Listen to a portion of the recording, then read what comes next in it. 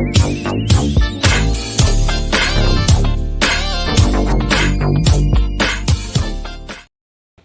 welcome to Let's Talk Nation. I'm your man, Rod Love, and sitting right next to me is none other than the General, Attorney Greg Jackson. Once again, it's on, Brother Love. You know, listen, man, I was listening to the music, and I started bobbing my head, and I had to remind myself, Brother Love, that gangsters don't boogie. Gangsters don't boogie? Gangsters don't boogie, man. So we got to change that music, because it got to be bopping my head a little bit over here, man. Hey, Greg, some gangsters boogie. Well, yeah, you're right. Snoop Dogg and the rest of those guys. Because those some, hey, man, come on now. Hey, but you know what, Greg? What's that, We've had that music going for 6+ years, man. Well, not that music. Oh, no, that's right, because you're right. This is all new for the podcast, man. This is all new music for the podcast. And you know what, man? We got to give it up, man, to our executive producer, Doc Polite, to our engineer, none other than Armando. Man, we having a good time, man. Absolutely, man. Absolutely. But listen, once again, it's on. This is Brother Love and Greg Jackson, the dynamic duo on Let's Talk Nation, the #1 podcast in Central Florida. And as a matter of fact, Brother Love, I think we can say across the United States, because on Monday nights, people know where they can go to get the real deal news, Brother Love. They know where they can go on Monday's night. But Greg, you know something else that is, man, just excellent. We have real life. Hey, come on now, brother. Doc Polite got to give me, and I know I'm going to get the name right sooner or later, but Real Life, Real Love, I believe that's what it is. The who know what? Doc Polite show that comes on. Oh, yeah. No doubt. Yeah. So what night is that? Because I always watch it. Tuesday night. It's Tuesday night at 7 p.m. Tuesday night, because I always watch it, after it airs live. So yeah, and so, Greg, that's another good show on. Hey, Greg, would you ever imagine that 6 some odd years ago, man, we would have been talking about having the LTN network? Nah, man, didn't imagine it. But Let's Talk Nation got behind us. Our voices grew and grew and grew until we had to get our own space, man. You're right. And brother, I wouldn't be myself if I didn't ask you, man. What's going on in the world of Attorney Greg Jackson? And you got to give people the number where they can reach you at. Listen, man, and I appreciate that, Brother Love. I am a civil trial attorney by trade. As a matter of fact, I'm getting ready to go to trial in Tampa next week. Okay. And so, hopefully I get a good result for my client. But if anyone ever has any questions, all I have to do is give me a call, 407-564-6604. Again, that's 407-564-6604. More than happy to answer any questions you may have, things like that. So. I don't want you to feel like I'm interviewing you, brother, but because I know your pedigree, and Greg, you work for the Attorney General's office. You also was it the reserves or what? So, I was with the Complex Medical Malpractice Law Firm as a partner there. Then I went and worked with the Attorney General's office for some years. And then I went in with one of the largest insurance defense firms in the state of Florida, became a partner there.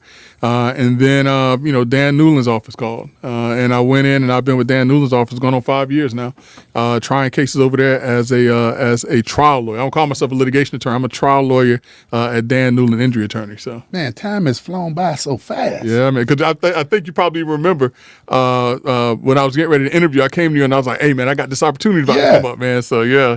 Hey, well, Greg, I always got, man, I appreciate how you have my back, man. And I've watched, man, and looked at your development and just observed. And you're going to have a show coming out, man. Tell people about this. Listen, man, I just got to find the time, to get over here. But it's called I Got Time Today. And if anyone knows me, Brother Love, if anybody knows me, I Got Time Today means I'm doing it the only way this Tallahassee boy can do it, man. Tallahassee/Taylor County boy can do it. I got to give Perry, Taylor County, Florida, his props too. So, hey, I know this is probably on our punch list somewhere or another, but because you just said Tallahassee, you got some people that's fuming, and I don't want to tell me if I don't need to jump. Listen, ain't no some people. I'm one of those people. Okay. So listen, let's do this, Brother Love. I didn't send you this part. I done got them riled up already. Look, man. Look, hold on, wait. Let me show you this, man. I ain't put it on your list. I was like, Brother Love might not let me talk about it. What'd I say up at the top? Boy. Oh, I was hot. Hey. Oh, I'm hot. But let's do this, though, Brother Love. First and foremost, 2 Tallahassee teams this past week had a chance to play in their conference finals. You had the FAMU Rattlers that had a chance to play against Prairie View A&M, and they were victorious. So congratulations to FAMU for winning the SWAC. Great year for Florida A&M University, went 11-1 this year. I think the only team that beat them was USF, if I recall correctly. And then you have the Florida State Seminoles. And listen, I try not to show any deference to any one of those teams because I love Florida State. I love FAMU. I went to both of those schools, grew up in Tallahassee. But Florida State University, Brother Love, had a perfect season this year. Perfect. They played, Louisville, who's one of the top teams in the country, and they defeated them. Florida State has played with their first-string quarterback being out and have been victorious. They played with their second-string quarterback being out and been victorious. And they played with their third-string quarterback and was victorious. And they were 13-0, Brother Love. A Power 5 team that was undefeated. And Florida State University has been left out of the CFB playoffs, and I think that is absolutely ridiculous. Greg, man, a lot of people are asking the question, how can that possibly even happen? Listen, when you find the answer, you let me and everybody else know. But here's the thing that everyone's like, oh, strength of schedule. And listen, I understand that there's a lot to be said about strength and schedule. But if these guys are going out there playing, and they beat some top teams, let's not get it confused. They beat LSU. They beat, they beat a very good Miami team. They beat a very good Florida team. Just because they're not in the top 10 or whatever, Florida and the University of Miami are still tough competitors. And Florida State got out there, and every single game they found a way to win, whether it was their starting quarterback being out, the second string quarterback being out, and they were perfect this season. Greg, you and I, we developed a friendship, and I've learned some things because of your skills and abilities. I'm not going to sit up here and debate you. Right. But here's one of the things, man. When they made that call, I was hooping and hollering saying, how could you not have an undefeated team such as FSU in the playoffs? And then as I started calling my buddies, man, and raving about this, one of them said, Rod, man, come on, I'm not even going to get into an argument with you. With FSU, and I'm just repeating this. I don't want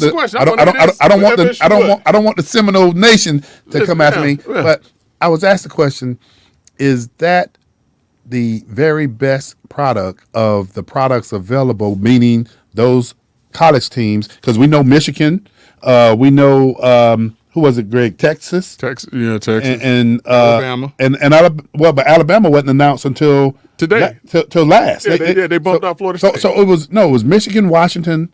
It was Michigan, Washington, Oregon, Florida State. In that order, because everybody was waiting. So really, it was Georgia, Michigan,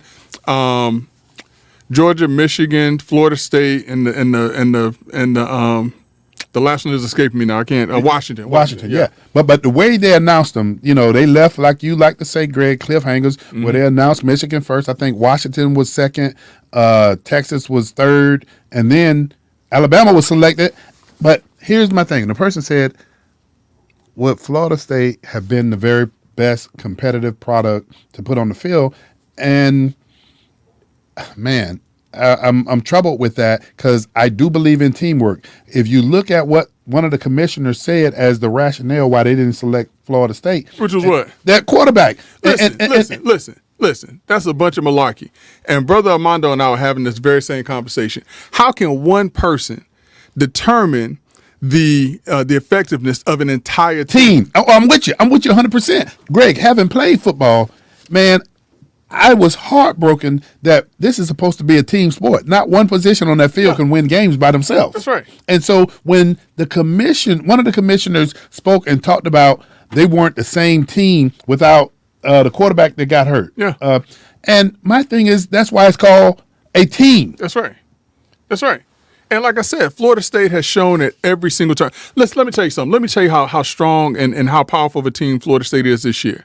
Name me one team, any team, that their starting quarterback, who is a Heisman Trophy contender, goes out injured, and they still win the last 3 games of the season against some of the top teams in the country. Well, I'm going to even go one better for you on that. I think it's something that can be commended not only with the coaching and the team as a unit, but Greg, they often say defenses, they win games. That's right. And so, that's right. Man, you diminish the defensive efforts, man, of FSU. And I'm not pushing offense because we know offense wasn't the powerhouse, but Greg, defense was winning games. They were winning games. Yeah. And I want to weigh in on this. Can y'all hear me? Yeah. Listen, it's like I said. you know, and I got to find this clip. Shannon Sharp said before the whole this whole Power Five conference thing came about, he said this is going to be called the Alabama Invitation. I got to find that clip. But you know, it's a business. It's a business. What, Doc? You and I was having this conversation, and Greg, the conversation Doc and I had was, if you ever, and I hate to say it this way, but when you put shareholders up against stakeholders, we're seeing what's taking place. This is the arena of football, but we just saw what took place with ChatGPT when you got a not-for-profit board of stakeholders, and they fired the CEO, and those shareholders said, "Oh no, wait a minute, we're the ones that are we're the economic engine." Right. And so now you see that CEO is back with ChatGPT. Yeah, I mean, but you know, listen. At the end of the day, I think it's absolutely ridiculous. But I understand now how UCF felt. I want to say it was 4 or 5 years ago when they went undefeated. And listen, I was, you know, I'm a Florida State guy, but I was cheering UCF that whole season myself because UCF was perfect that year. You know, they didn't have the strength of schedule, but in my mind, they deserved to be in the conversation. They deserved to be in the fight, and they were messed over in much the same way as Florida State. But think about it this way too, though. That whole season, they had their starting quarterback. Yeah. Again, I say, you know, going to the team aspect of the game of football. This team, Florida State University, showed that this team was truly a team. You're right. And under all circumstances and under all, you know, challenges, they rose to the challenge every single game, and they were perfect this year. And, you know, listen, I keep hearing people say, you know, hey, Florida State should protest the Orange Bowl, which, listen, I'm not necessarily against that. I'm not going to lie to you. But, listen, I want these kids to play out the rest of the season, have a great season. And when Florida State beats University of Georgia, I don't want to hear nothing. I don't want to hear nothing. When Florida State puts it on University of Georgia, I'm calling it right now, I don't want to hear a word. Greg, I know at some point we got to put a pin in this, but you done opened up this doggone can of worms. I'm going to say this too. NIL was not around when I played football. Right. And I'm glad that these guys are getting something out of the deal, especially when I see that you can pay a coach of a failing program $77 million to go away. Hey, man, I'm looking at NIL a whole lot more differently from the perspective of the fact that I think there needs to be a formula that's worked out so that these young people, they could actually start playing with the amount of money, billions of dollars that's coming through the NCAA, that, heck, you got some kids that probably won't make it to the NFL, but they could be planning and banking their doggone retirement based on what they're getting from these universities. And, of course, it would have to be a formula. But, Greg, come on, man.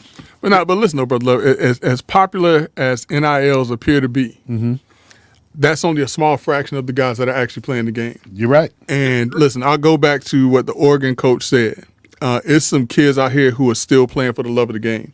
And I don't know if I mentioned this or if you remember, but when I was in Atlanta, I was doing a training in Atlanta about 3 weeks ago, and in the same hotel where I was, it was James Madison University. And James Madison University has had a heck of a season. As a matter of fact, they're going to be playing in the bowl. They weren't going to be bowl eligible, but I heard they're going to be playing in the bowl, and good for them. And I also heard that their coach resigned, but he's going to a bigger program now. But it just reminded me that at JMU, none of those kids probably will ever have or will have an NIL deal. But these kids strap it up every single week, and they go out there and they play doggone good football. You're right. You're absolutely and right. so, NILs, listen, I think that it's absolutely ridiculous when we talk about these collegiate players who are hungry, who have to steal food to eat, different things like that. I think that that's ridiculous. But then at the same, in the same breath, I don't want, college football to become just this free for all of just people just coming just for the money. And you're right. And Greg, we've seen it. And again, man, I know I want to put this pin in it, Greg. When you could have a coach come in at halftime and let his team know he got a better deal elsewhere. Come on, man. Yeah. Now is the time that, and I hate to put it out there from the perspective of, man, now you got to focus on your own personal interest, because if you don't, who will? Yeah, who will? Who will? Greg, man, and there's no better place, man, to make a transition from this conversation, because we could stay on this all night. But Greg, Black Lives Matter leader endorses former President Donald Trump. What do you know about that? Listen, man, you ain't say that right. you I didn't say it right? You have to rewind and do that again. Listen, I'm going to invite you to rewind, because this is big news, brother. Uh-huh. This is huge news. So when did this happen? Listen, this happened just last week. I want to say last Thursday or Friday. Mark Fisher, who is a co-founder of Black Lives Matter in Rhode Island, has basically come out and endorsed Donald J. Trump for president. Listen to what I just said. A Black Lives Matter leader has come out and endorsed former President Donald Trump for president. And the reason that he's done it, Brother Love, and this is kind of the thing that we've talked about, he feels like, and there are a lot of African Americans, black folks, that feel the same way, that the Democratic Party is now taking black votes for granted. And what he's saying is like, listen, our agenda and what we stand for has been put to the wayside for other people's causes and interests. And we can go through some of the list of things that we've seen and we've talked about on this show. And he's saying that, you don't value the black vote. And because you don't value the black vote, we're not, or we should not give you our vote. And so he has publicly gone out there and endorsed Donald Trump. So Greg, let me ask you this question. I mean, you're right. We have had this conversation. Was it last year that the Democratic Party invested in get out the vote for the Hispanic members, our Hispanic brothers and sisters? No, that was back in 2020, if I recall correctly. Okay, but my whole point is this: there's an investment being made, and folk are again taking the black vote for granted. So why isn't this bigger news? That's the thing. That's what I'm trying to figure out. This is huge news, and this is indicative of what's taking place in this country right now. And it's indicative of what we've been saying for years, in that, Democrats do not value African-American votes. Every single election, the black vote has turned out for the Democratic Party by overwhelming numbers. I would dare say between 80 and 90% of the black vote goes to the Democratic Party. And in 2020, that changed, because I want to say for the first time, Donald Trump as a Republican received like 18% of the black vote, and that was absolutely unheard of. And these new numbers tell us black voters in Nevada, Georgia, Arizona, Michigan, Pennsylvania, and Wisconsin are now registering 20% support for Trump, and that's up from 8% in 2020. So let me ask you this question, Greg. What age range do you think? I mean, because it's not, I mean, just my opinion, and I haven't looked at any polls, and Doc or Mondo may know this as well, but what age genre do you think is really spiking for Trump? I mean, if I had to, take an educated guess on this, I would say somewhere in the 35 to 50 range. Okay. These are individuals who are in the workforce. These are people who are really and truly feeling the crunch more than anyone else, probably have families, probably have careers, and they're seeing that, number one, I don't care what people say. These gas prices are out of control and they're ridiculous. And for people to say, oh, gas prices aren't that bad, you're not only lying to the people that you say it to, but you're lying to yourself. These gas prices are absolutely ridiculous. When we look at the fact that the cost of consumer goods has gone up exponentially, if you tell yourself that this is on par with inflation and different things like that, you're not just lying to yourself, you're lying to the people that's listening. Virtually everything economically about what's taking place in this country right now has people hurting and struggling. And because the Democratic Party continues to tell us, don't believe who, like Richard Pryor used to say, who are you going to believe? You're going to believe me or your lying eyes? You know what I'm saying? The Democrat Party is daring us of who are we going to believe? Are we going to believe them, that everything is all good and kosher? Or are we going to believe what we see when we go home and we don't have as much food in our refrigerators, when we are unable to fill up our tanks for gas, when we can't take certain vacations because we don't have the extra income to do it?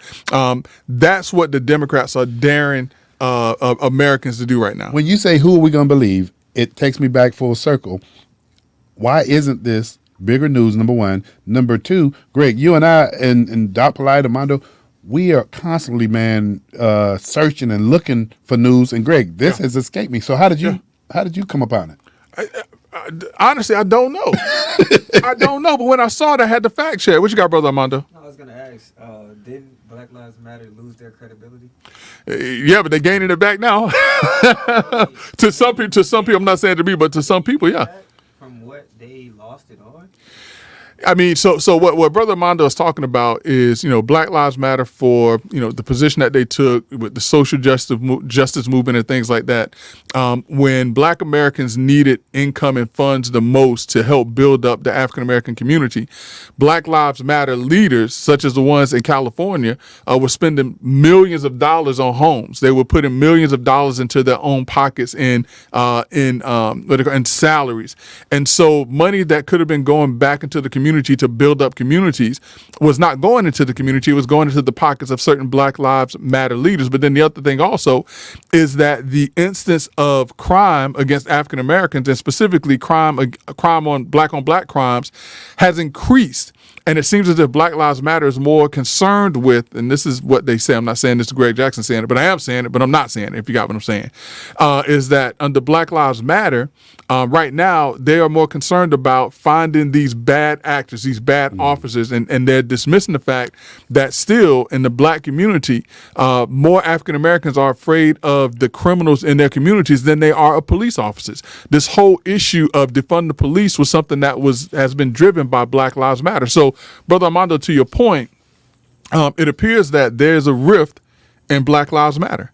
And that rift is you have a certain segment of Black Lives Matter that's saying, hey, everything is good, and continuing to do whatever with the money. But then you have someone like this gentleman in Rhode Island, Mr. Fisher, who's saying, look, enough is enough. Stop using the black vote, so carelessly and not respecting it. And I think that so long as Black Lives Matter puts its attention on what really matters, which is the African American community and how to uplift the black community, no matter who it is that we support, I think that they will continue to build credibility in what they stand for. Brother Mondo, Greg is setting me up tonight. I know he want to help me get the best out of me, but when he brings that up, I think about, and I mean, we've had this conversation before.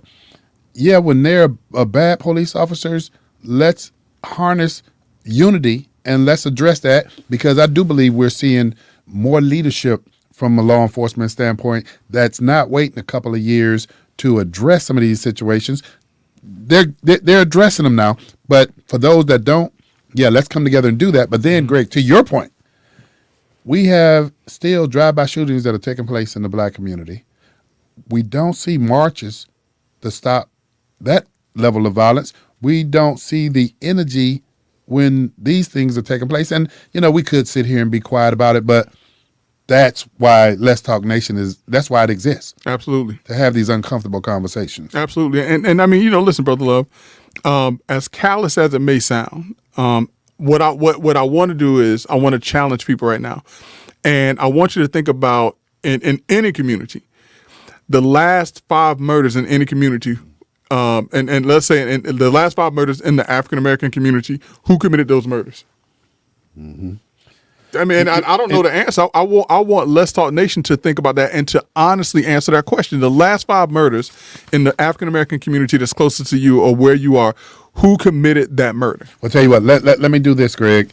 Since we're also asking those questions, and it doesn't have to be just specific to that, but Greg, we got to give them a vehicle to call us to ask those questions. So if you're listening to this broadcast of Let's Talk Nation, you can dial in. The area code is 352-431-7365. Once again, you can call in. That area code is 352-431-7365. But listen, brother, you better warn them. I got time. You got time today? I got time today. You better warn them. Hey, Greg. Hey, man, and I'm trying to find the plug-ins tonight, man. But I'm going to just have to plug this in. Yeah. Greg, One Pulse Foundation. What's going on with that? Wow.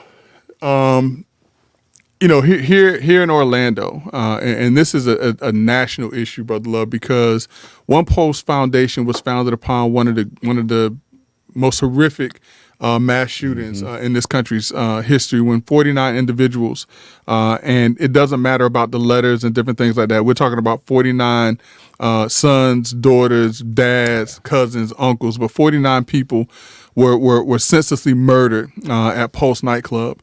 And as a consequence of that, or in response to that, I should say, more aptly state, the One Post Foundation was started, and the One Post Foundation was put together to to commemorate what happened, to pull together the community so that we ensure that people know that hate is not the answer. And so they were going to put together a museum. They were going to have funds, I think, to start scholarships or to support the families of those individuals who were senselessly murdered.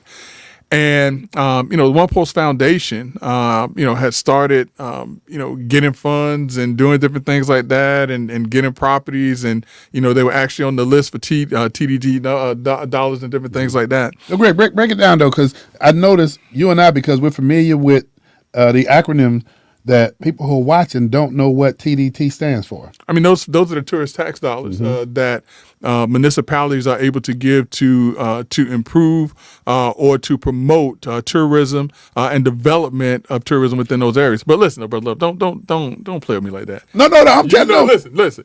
You're a former commissioner for Orange County. You should be telling people what. But you know what, Greg, and that's why I was breaking it. That's why I was breaking this down, because the tourist development dollars, and I'll say, man, before I studied what this was all about, I was one of those folk too, sitting saying, man, there's a big pot of money over there. What about how is this going to be utilized at the local community level? Right. And the fact of the matter is, those dollars are generated based on visitors that come and occupy hotel rooms. That's right.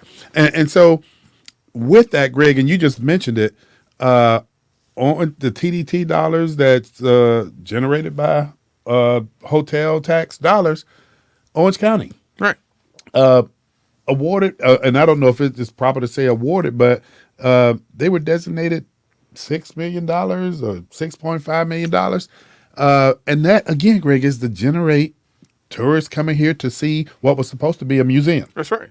And so the update is City of Orlando just, I guess, secured the purchase. Was it couple of weeks ago? A couple of weeks ago. $2 million. $2 million. So it led into asking the question of, okay, so what happened now with the TDT money that the Pulse received? And I know they received some donations as well. And so everybody's asking the question, where does it go from here? And you and I'm honored to be able to say this, and this is an honor because it's great when we get individuals into our studio that can articulate what everybody wants to know. And so we're anticipating an elected Orange County official that is looking to join us on Let's Talk Nation to come and talk about some of these things, but in particular, come and also have a conversation about not just TDT, but have a conversation about Visit Orlando and what is the objective? What's the mission of Visit Orlando? What are we doing? I mean, we want to know the streams of these funds. So, Greg, man, Let's Talk Nation doesn't quit one little bit, does it? Not at all. And listen, Brother Love is giving y'all the teaser, and he's doing it the right way, because in order for y'all to know who this Orange County official is, and when we say official, we're not talking about, we're talking about decision maker Orange County official. You gotta keep coming back and you gotta listen. But that person, we're gonna announce it next week sometime, later on this week. Yeah, we'll announce it later on this week. And it's always good to get, and we open up our forum on a regular basis to elected officials, to all the players that want to come and have a conversation. And we're not going to put you on the spot, but we're going to ask those questions. Not even just the players. I mean, think about the number of, and I hate to say normal, regular, everyday citizen who reaches out to us about issues that are taking place in the community and want to try to, figure out, the best way to handle certain issues in the community. So, I mean, listen, we open these doors, to anyone who's all about helping the community to step in and to see how we can be a benefit, or even to answer or to ask the hard questions. Yeah, and Greg, you give Let's Talk Nation the opportunity to put that plug out there, because at the 6 o'clock hour, that's when we have community-based organizations throughout Central Florida. We invite you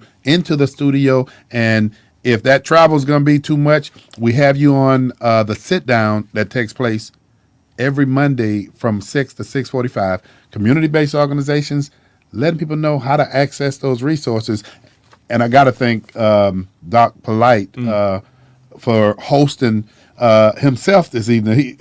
Doc knows how to step in. Yeah. And Doc, who was your special guest tonight?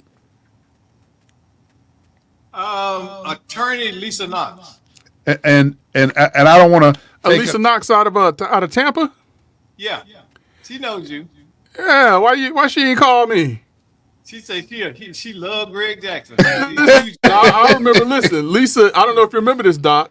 But Lisa, when she was in law school, she came to me to talk to her when she was going to go to law school. But here's the other thing. Lisa, when I was running for county commissioner, her and her son, and I still have the picture, she actually came out and walked with me on my campaign. Lisa, I have seen the maturation of Miss Lisa Knox, man. I wish I would have known she was going to be on. I would have called and said hello to her.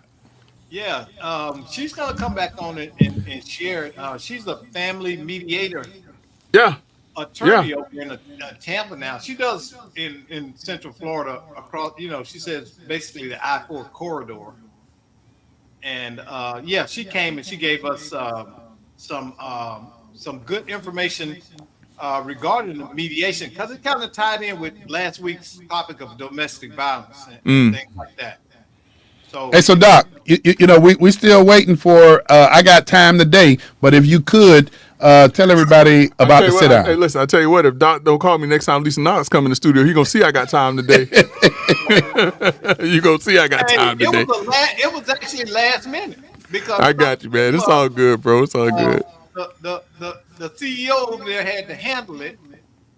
And he called me about 45 minutes before, so he got me around. You had to step in. My head cut off, trying to get folks and everything. So, Hey, but that's why. Hey, going back to the FSU deal, that's what teamwork is all about, right? Teamwork is all about, absolutely. Yeah. But thank you, Doc. Appreciate it, man. All right. So Greg, what else? I mean, where are they at now with One Pulse? I mean, listen, One Pulse is actually going to be audited. Orange County is calling for an audit. I believe they're calling for an audit so that they can determine, what actions was taken with the funds that was given to them, as well as I understood that One Pulse was actually given some property that they were supposed to use, but they ended up leasing those properties out. So there's some real questions about the use of funds by One Pulse that is coming under scrutiny. And I think rightfully so. I mean, anytime an organization receives money like this and has the community's trust, and they, as it seems right now, have, I don't want to say betrayed the trust just yet, because we don't know. Those questions have to be asked and those questions have to be answered. So, we'll see what happens with calling the audit, excuse me. But the more interesting thing, though, Brother Love, is the fact that, I think City of Orlando and Orange County may need to talk more frequently, because, City of Orlando just paid $2 million for this property. And then now Orange County saying, well, wait a minute, what have y'all been doing with these funds? So I think that there needs to be more communication between these two municipalities. And well, Greg, you're absolutely correct. But I mean, you definitely got people scratching their head saying, how is it that $6.5 million was transferred for the same purposes that the city of Orlando just gave $2 million for? Yeah, interesting, right? Very interesting, man. Yeah. So, but once again, Greg, and I'm going to go ahead and throw that teaser out again. We are looking forward to having an Orange County elected official who is looking forward to joining us and providing a level of, Greg, I guess, information and education about TDT funds, Visit Orlando. And Greg, did you know that there's Visit Miami? Visit Tampa. And we need to know a little bit more about what are these entities created for? Absolutely. What's the purpose? What's the mission? Absolutely. Yeah, and this will help. So this will help. But Brother Love, as we transition and, talking about, the holiday season and different things like that, just coming off of Thanksgiving, I don't know, what did you do for Black Friday, Brother Love? I didn't go out, but I will tell you that my wife and my two daughters went out and... They got in the fray? They got in the fray. Yeah. But I'll tell you, man, a lot of people that I spoke to, as well as my wife and my daughters, when they came back, they had the long face. because a lot of stuff was gone. Well, no. Tell you the truth, they had the long face because they said those wasn't no Black Friday deals. Listen, man, I snuck up on some good Black you? Friday deals. Yeah, one in particular. I'm gonna tell y'all this. Was at Best Buy, and I had just recently bought some Beats headphones, the wireless headphones, and I bought some Bose wireless headphones. And so my wife calls and she's like, "Hey, you may want to get the Best Buy because they have Beats for sale half price. Half price? They have the Bose wireless headphones that I just spent a mint on half price." Hold on, man. What you describing for me sounds like your wife was in the command center. Yeah, yeah. And you know what I did? I went over there and I picked up a whole bunch of pairs because I was like, they're not gonna trick me no more. So yeah, I mean, and it was legit. So I mean, I paid half price for Beats by Dre, the Pro Beats by Dre edition, and I also got the Quiet, whatever they are. Noise reduction kind of stuff. Noise reduction. Bose. So, Greg, when you got there, did you see a big line to get these? No, I walked right up to the thing. The guy had to even come back there to open up the case for me. He opened them up.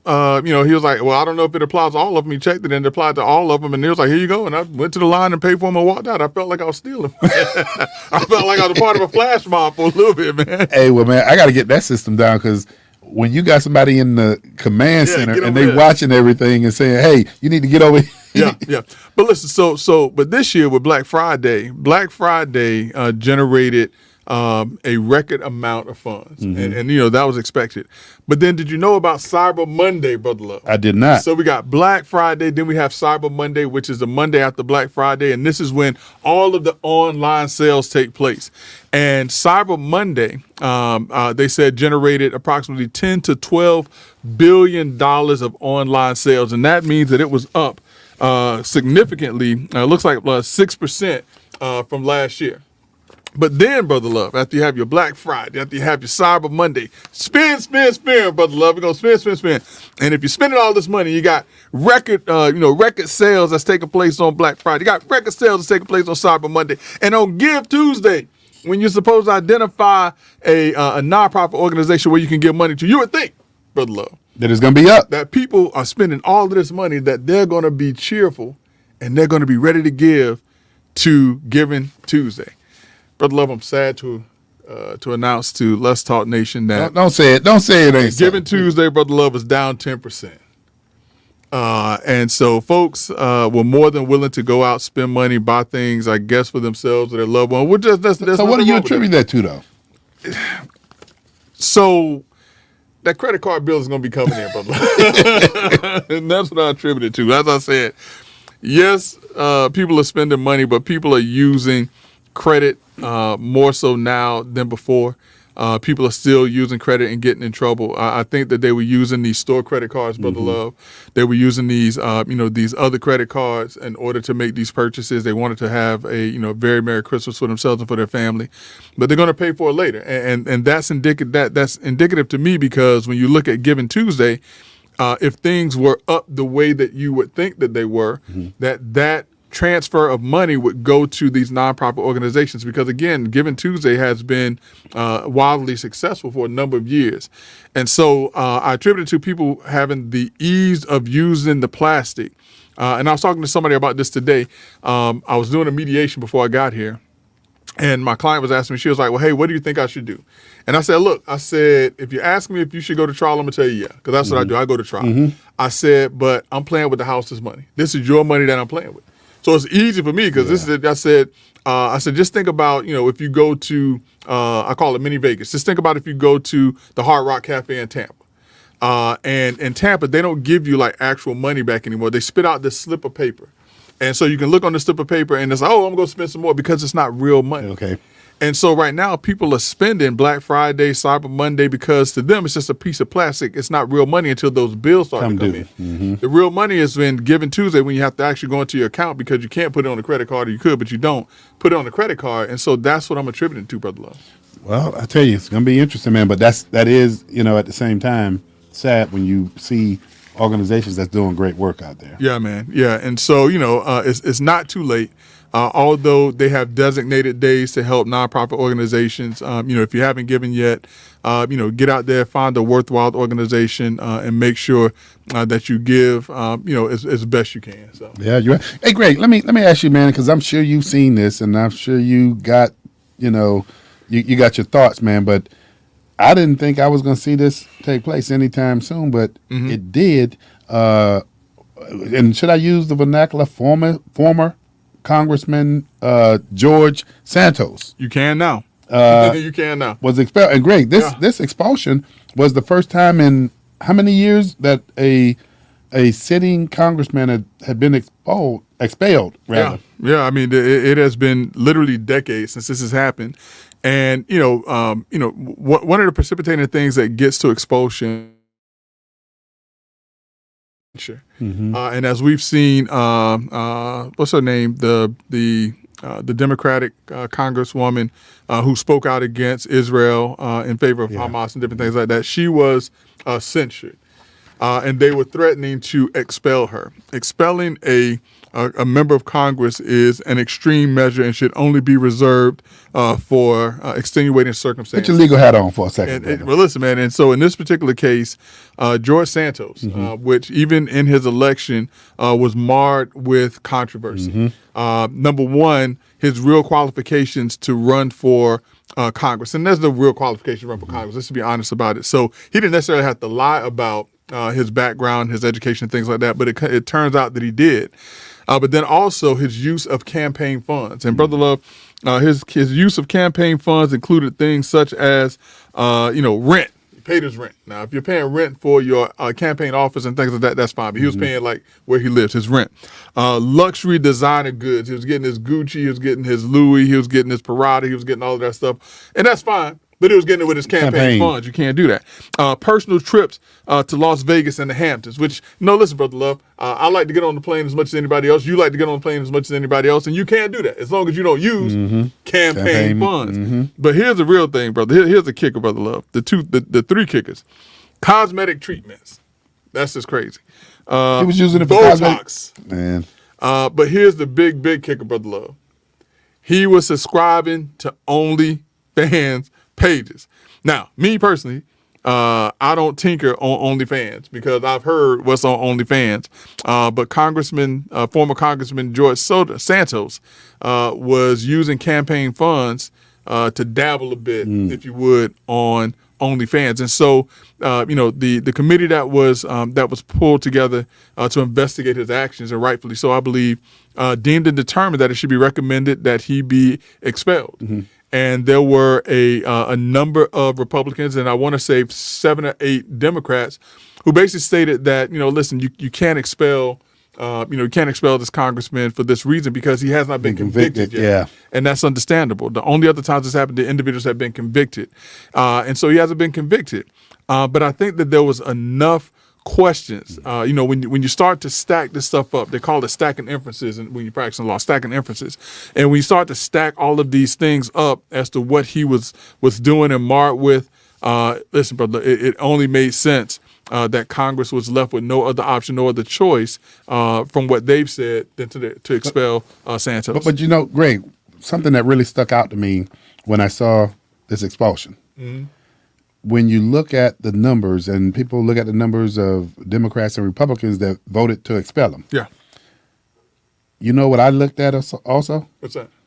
I looked at what did the leadership do. Yeah. And you had about 6 Republican leaders, man, including the House Speaker, including Scalise. Yeah. Is that it? Is his name? Yeah, Steve Scalise. Scalise, Yeah. who was, what, Greg, is he like the whip or... So remember, Steve Scalise was in line to be Speaker of the House. He was a gentleman. Remember during the Republican and Democrat softball game, he was the one that was shot. And so he became kind of a household name, so to speak, and kind of a leader in the party. So and for your party, not my party. When I say the party, I don't want people to get confused. And you know what? I'm gonna take that. Hey, Greg, I'm gonna take that, and I'm confused now. Hey, I'm gonna take that, and I'm gonna use it as an alley-oop because we just had a conversation about how Democrats are taking black folk for granted. And while I know there's another argument that can come with that, Greg, come on, man. We got to have a diverse choir here, if you would, man, to have. we? We started speaking French. Well, I ain't gonna speak French. I must go ahead and say it. Black folk, What about black folks? man, black folk, African Americans. We what?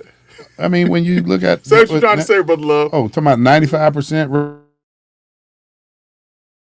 And when you talk about a terrible business plan, and then some folk will say, "Hey, well, man, I don't all your eggs in one basket." all your eggs in one basket," and then I'll get people that quickly say, "Hey, I don't subscribe to the Republican Party's mission," and then I say, "Okay, tell me what the party's mission is," and then they start defining their levels of conservatism. Then they start talking about, "I want less government."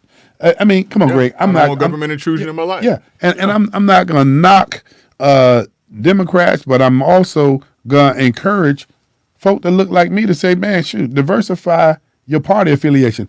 I will give credit to our Hispanic brothers and sisters. Yeah. Because when there's a change in the presidency, that population don't go hungry. They're not beholden to any party, though, brother. Correct, yeah. And listen, you brought up something earlier, and we let it slide by about the fact that in 2018 or so, there was concerted efforts to put money into the Hispanic community in order to attract votes. And the amount, if I recall correctly, was $150,000 that was brought here to Central Florida, just as one area. It was across the country in areas that are populated by Hispanics. And $150,000 was put towards promoting and Outreach. attracting the Hispanic vote. And not a single red cent, Brother Love, was set aside to put into the African American community. And that's the type of thing that we're talking about. These political parties, in particular the Democratic Party, knows that they have to spend money in order to attract Hispanic voters. They know that. But they don't put a single dime towards the African American vote because we, black folks, we give our vote to Democrats as if our vote doesn't matter. That's when your voice does not matter. And you're right. And Greg, I'm not going to sit up here, man, and be a hypocrite.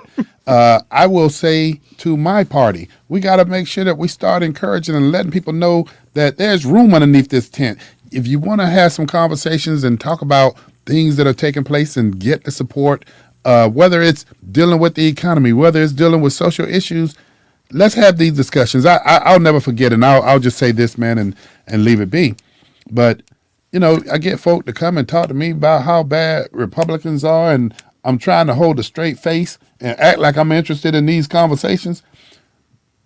But I will turn it around and ask, I hear you're talking about how bad you think Republicans are. And then when I ask the question, when the last time you set up a meeting and went and had a conversation with a Republican and tell them what some of your grievances are all about and ask for help? They don't do it. But I'm going to do you one better, Brother Love. I'm going to make it personal. How often, and you don't have to give names, but how often are you called upon to give your money towards some cause in the black community? Greg, you and I both are called on a regular basis. And when they call on you to help out and to come and to stand alongside of them, do they ever ask you what's your political affiliation? No, they don't ask me that then. They know that when things need to get done, Brother Love, and there are a lot of times when there's something I got to get done, hey, Brother Love, hey, I need da-da-da-da, and you'll call me, hey, Brother Jackson, I need da-da-da-da. We know that political party does not matter when we're trying to get work done in the community, because what really and truly matters is our heart for the community despite our political affiliations. And you're right. And Greg, it's the premise that we started this show on getting results. Right. And I will say this.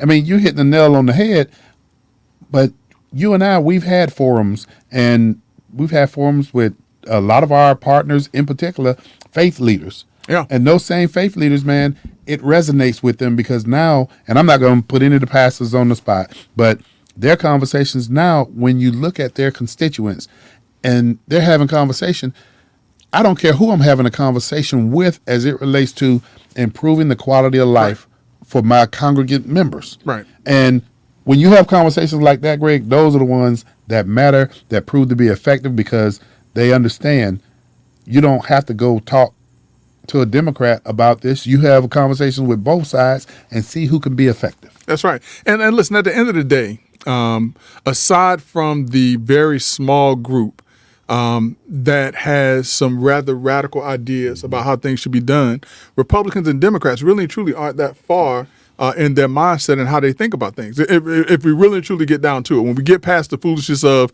oh, Republicans hate black people and all of this other stuff, or Republicans are only for white folks and things like that, which I'm not a Republican. I want people to understand that. I am a Democrat, but some of my like white people, some of my best friends are black. Some of my best friends are Republicans, so I'm going to say that. But at the end of the day, Brother Love, it's about working together and, what legacy or what are we going to leave behind for our children? And not just our children in our household, but the children's in our community. When we go and when we work and put in a hard day's work, how much of that money is going to come back to me and my family versus me giving it away to somebody else? Right. Safety in our communities, being able to purchase gas at a reasonable price, being able to shop for groceries at a reasonable price.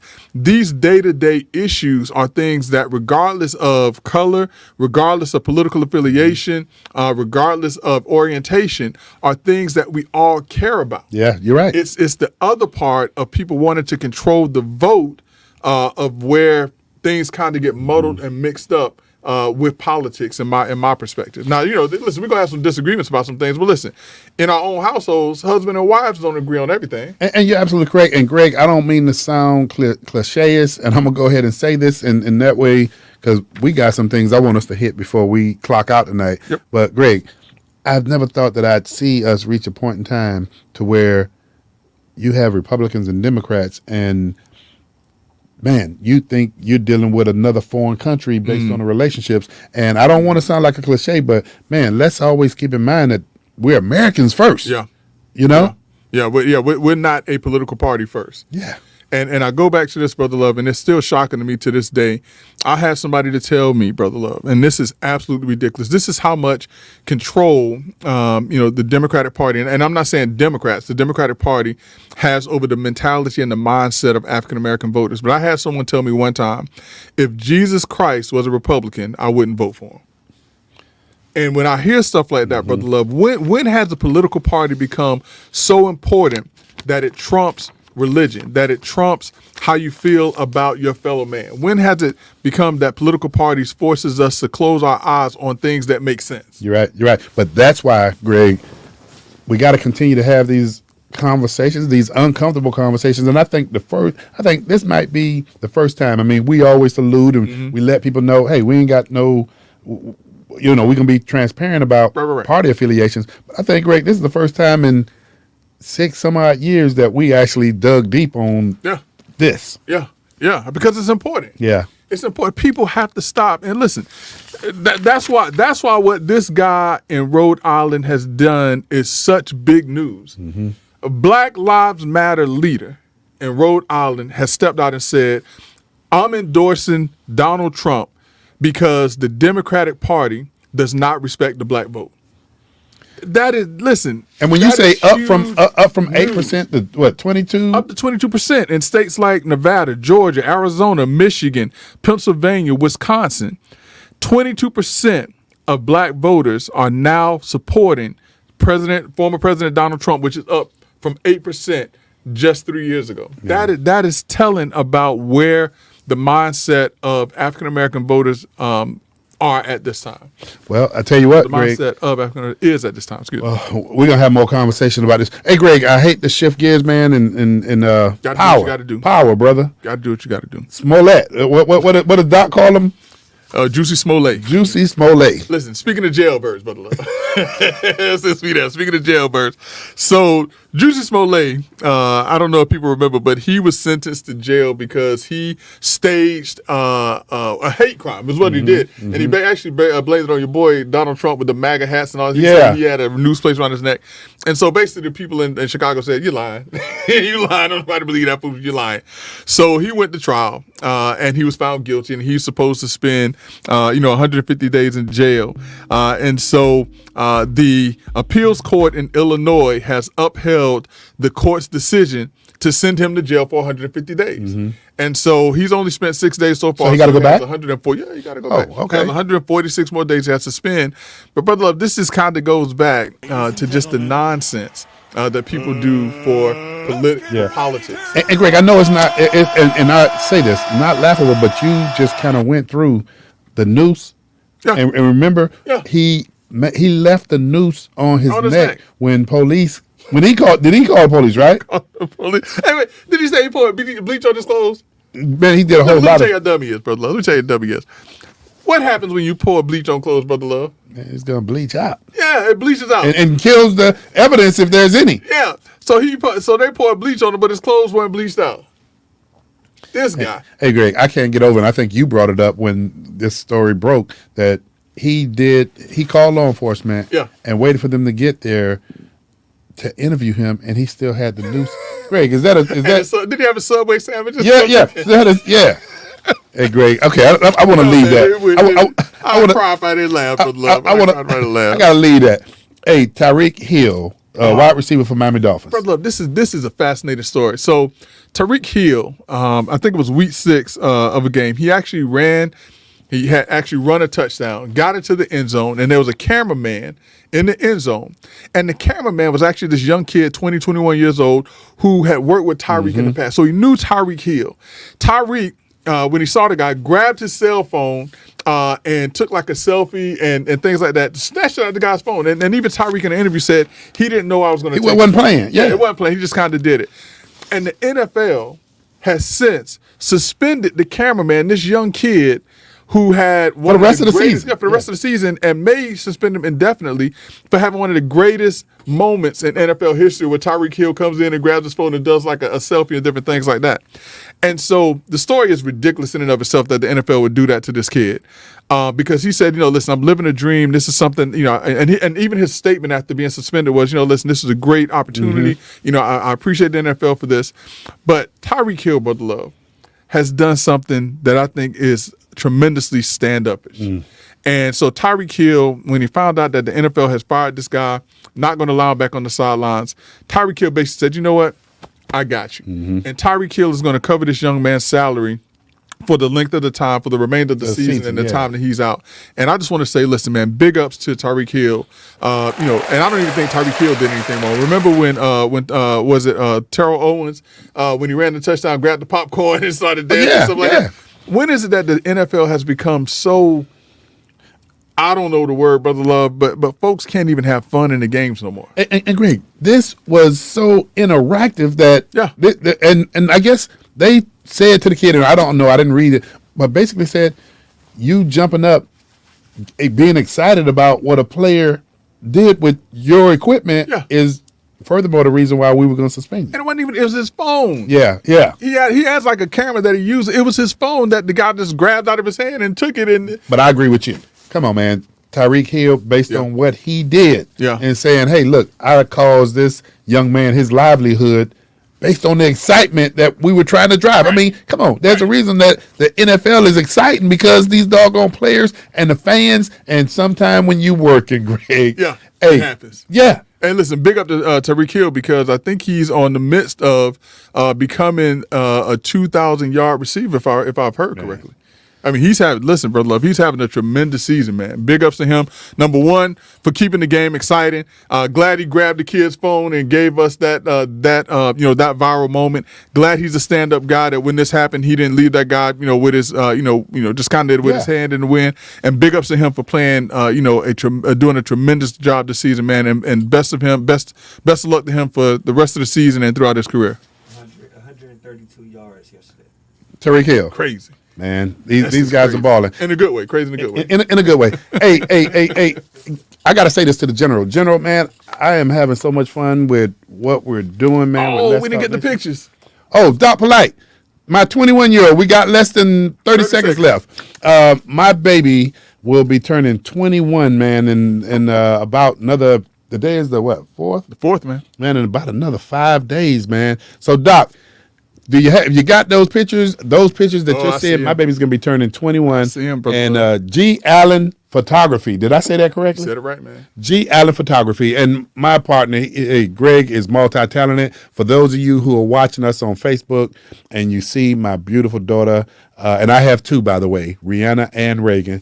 Greg, I appreciate your work, man. And I looked at those pictures as you just saw in the studio. Yeah. And man, my baby's grown. I told her, man, she came to work on Saturday, man. She did an outstanding job, man. And I told her, listen, anytime you want to shoot with me, just feel free and let Uncle Greg know. Hey, she's a model. She's an actress. So her daddy's a manager, and I got a good attorney to my left. Hey, Brother Jackson, I see we out of time, man. But, hey, you do not have to go home. But you got to get out of here. Until next week on Let's Talk Nation. Hey, join us so that you can find out more about what's going on. Take care.